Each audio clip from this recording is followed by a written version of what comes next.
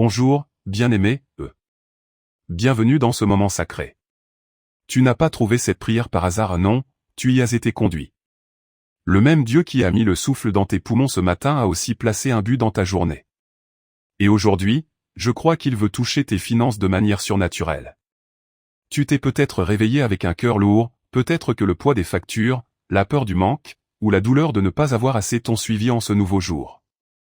Mais je suis ici pour te dire quelque chose qui va changer ton esprit, Dieu est toujours ton pourvoyeur.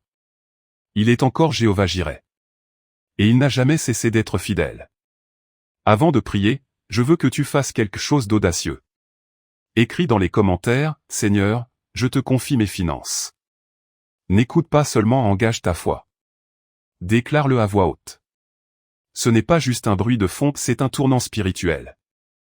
Ceci est plus qu'une vidéo. C'est ton autel. C'est le moment où les chaînes financières commencent à se briser, où les bénédictions sont relâchées dans les lieux célestes, et où tu alignes ton cœur avec le Dieu qui a promis qu'il pourvoira à tous tes besoins selon sa richesse, avec gloire, en Jésus-Christ. Alors reste avec moi. Ne fais pas défiler. Ne saute pas. Car dans les prochaines minutes, nous allons entrer dans un flot prophétique qui pourrait changer la direction de ta journée, et peut-être même ton destin. Oui, même ton compte bancaire peut être couvert par le plan divin de Dieu quand tu le recherches en premier. Ce n'est pas du battage, c'est de l'espérance. Et l'espérance est puissante lorsqu'elle est placée en celui qui possède tout. Maintenant, respire, place ta main sur ton cœur, et murmure avec moi, Dieu, je te fais confiance pour cette journée, et pour mes besoins. Peut-être que tu as ouvert les yeux ce matin avec une boule dans la gorge. Tu n'as pas bien dormi. Non pas parce que ton corps n'était pas fatigué, mais parce que ton esprit ne pouvait pas se reposer. Tu as continué à penser à ce loyer que tu ne peux pas payer, aux frais de scolarité qui pèsent sur tes épaules, ou à la dette qui s'accumule comme une montagne dans ton âme. Peut-être que tu as regardé ton application bancaire ce matin et que tu as soupiré. Tu ne sais même pas comment tu vas tenir les prochains jours. Tu as déjà prié, tu as pleuré, tu as cru, mais ces derniers temps, on dirait que le ciel est silencieux. Combien de fois as-tu souri en public, mais en privé tu te brises à cause du manque d'argent, et ton espoir te semble encore plus fragile?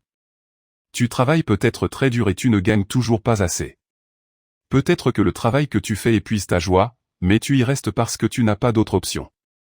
Peut-être que tu traverses une saison où rien ne semble bouger et ton entreprise est à sec, les portes sont fermées, et les factures s'accumulent. Ou peut-être as-tu été généreux, envers les autres, mais maintenant, tu te sens oublié. Tu as semé des graines, mais la moisson semble retardée. Quelle que soit ton histoire aujourd'hui, tu n'es pas seul. Je sais ce que c'est que de se réveiller avec la peur de faire face à la journée à cause du manque. Je sais ce que c'est que de prier et de se demander, Dieu, m'as-tu entendu? Mais laisse-moi parler à ton âme maintenant, Dieu n'est pas aveugle face à ta lutte. Il n'est pas sourd à ton cri. Et il n'est jamais en retard pour t'aider. Tu peux te sentir submergé par tes factures, mais souviens-toi de ceci, tu n'es pas défini par ton solde bancaire, ton identité est enracinée en Christ. Il t'a appelé béni. Il t'a appelé choisi. Et il ne t'a jamais appelé abandonné. Tu n'es pas oublié, bien-aimé, Cette prière est une bouée de sauvetage, non seulement pour tes finances, mais aussi pour ton cœur. En ce moment, si tout cela résonne avec ta réalité, je veux que tu t'arrêtes et que tu dises ceci à voix haute, Dieu, je ne vois peut-être pas de solution, mais je choisis de croire que tu en prépares une. Écris cela dans les commentaires si tu en as le courage. Que ta foi parle plus fort que ta peur. Tu n'es pas ici pour une simple vidéo de motivation. Tu es ici pour un redémarrage divin. Un relâchement divin. Oui, tu es peut-être fatigué. Tu es peut-être découragé. Tu as peut-être même honte de ta situation financière actuelle. Mais enfant de Dieu, laisse-moi te dire une chose audacieuse, tu es au bord de la percée et ne renonce pas maintenant. Parfois, Dieu nous laisse atteindre la fin de nos plans, pour que nous puissions enfin dépendre des siens. Cette prière n'est pas seulement pour un soulagement temporaire. C'est un cri pour une intervention divine. Pour que des portes s'ouvrent. Pour de nouvelles idées. Pour une faveur que tu n'as pas méritée mais que Dieu te donne quand même, simplement parce qu'il est bon. Si Dieu prend soin des oiseaux du ciel, s'il habille les lys des champs, combien plus prendra-t-il soin de toi? Tu es son enfant. Tu es son bien-aimé, Et ta provision est déjà écrite dans ton histoire. L'ennemi veut que tu paniques mais Dieu veut que tu te prépares. Car lorsque ces bénédictions arrivent, elles débordent, pressées, secouées, et débordantes. Tu as porté ce fardeau assez longtemps. Tu es resté silencieux, assez longtemps. C'est normal de pleurer. C'est normal de dire, Dieu, j'ai besoin de toi. Ce n'est pas de la faiblesse. C'est de l'adoration. Que ce jour soit celui où tu cesses simplement de survivre, et que tu recommences à croire. Reste avec moi. Ne pars pas. Nous ne faisons que commencer. La prochaine partie est celle où nous ancrons ta foi dans la parole et cela va réveiller quelque chose de puissant en toi. Laisse-moi t'emmener un instant dans la parole. Je veux que tu l'entendes comme si c'était la première fois, comme si c'était un miroir de ta propre histoire. Dans 1 Roi 17, nous rencontrons une femme. Une veuve. Une mère. Elle n'était pas riche. Elle n'était pas connue. Elle n'avait aucun pouvoir dans sa communauté. Elle était, à bien des égards, comme toi et moi essayant de survivre en pleine crise.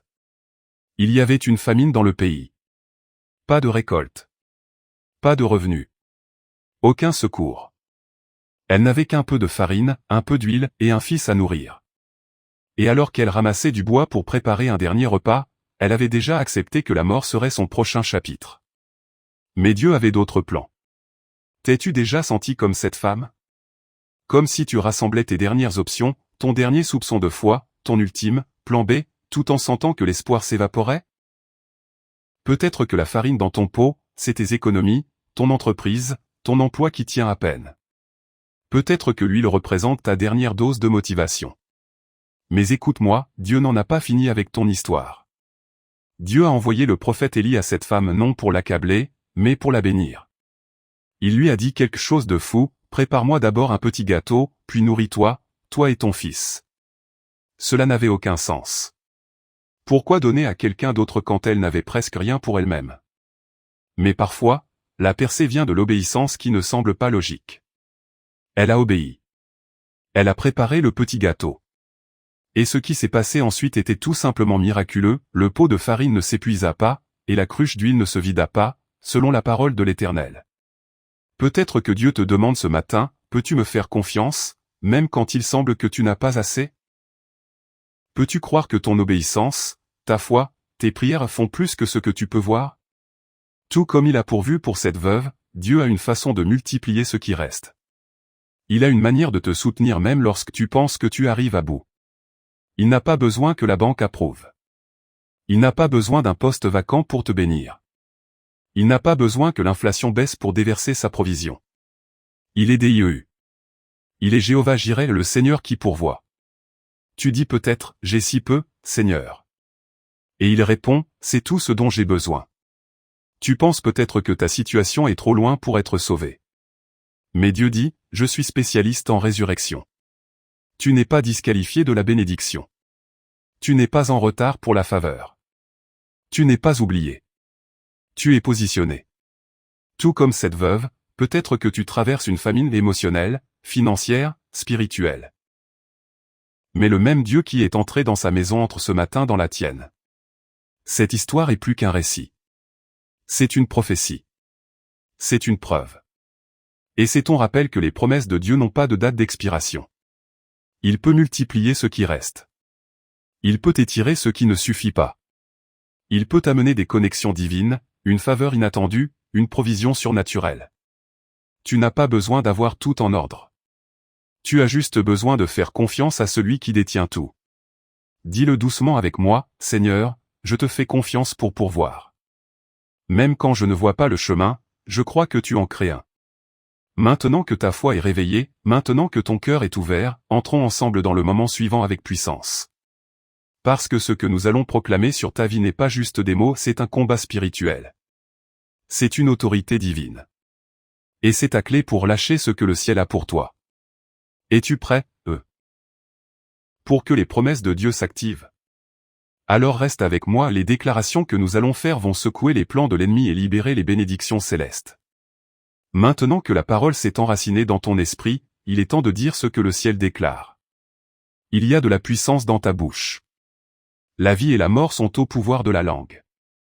Alors ce matin, nous ne supplierons pas, nous allons déclarer. Nous ne craindrons pas, nous allons parler avec FOI. Ouvre ton cœur. Lève les mains si tu peux. Que ta bouche s'aligne avec le ciel pendant que nous libérons ces déclarations prophétiques sur tes finances, ta famille, ton avenir. Je décrète et je déclare, ceci est le jour de la provision divine.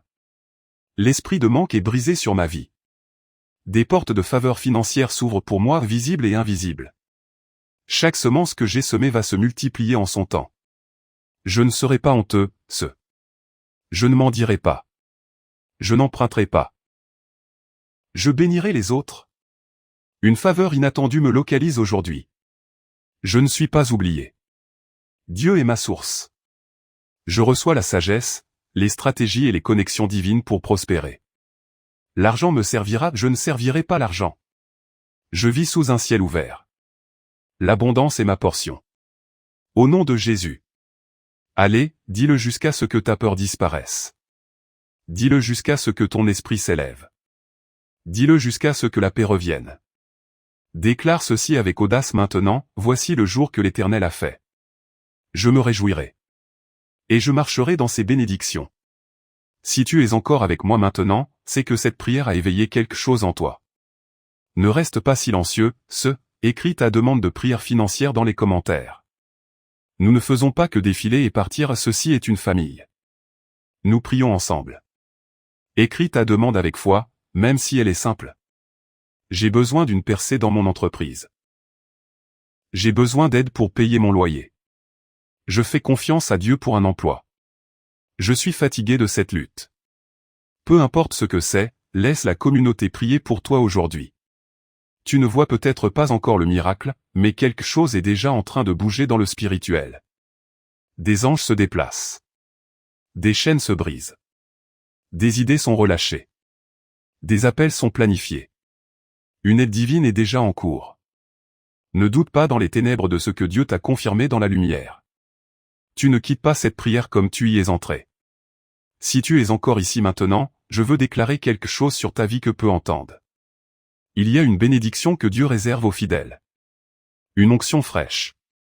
Une effusion silencieuse et sacrée qui ne descend que lorsque tu restes proche, lorsque tu demeures dans sa présence. Et maintenant, cette onction est relâchée sur toi. Tu n'as pas fait défiler. Tu n'as pas quitté. Et Dieu voit ta soif. Il l'honorait. Lève les mains si tu peux et dis simplement, je la reçois, Seigneur. Si tu crois que cette prière t'a touché, si tu sens la paix monter, si tu crois que quelque chose change dans tes finances, alors tape, Amen, dans les commentaires maintenant. Ne tarde pas, déclare-le. Dépose ton Amen, comme un signe d'accord, comme une semence de foi, comme un oui à tout ce que Dieu est sur le point de libérer dans ta vie.